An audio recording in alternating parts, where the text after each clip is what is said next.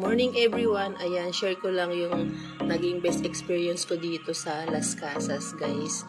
Ayan, sumakay kami ng balsa para malibot yung buong Las Casas. Hindi mo kasi ito malilibot kapag walking tour ka lang.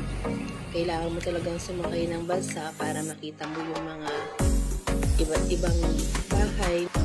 Ito yung mga bahay na nung panahon pa nung 1700s at 1800s noong panahon ng colonial Spanish era. Ayan guys, ano to, bali 60% ng mga bahay dito ay original. Yung iba naman ay hindi, replica na lang siya. Ayan, galing ko sa mga iba't ibang lugar na yung mga parks niya ay pinagtiyagaan talaga na ilipat at buing dito sa Las Casas. Ayan guys, sobrang may-enjoy mo talaga yung view dito. Sobrang ganda. Ayan, ang lakas Macabeles Canal guys. Ayan guys, enjoyin po natin yung view dito.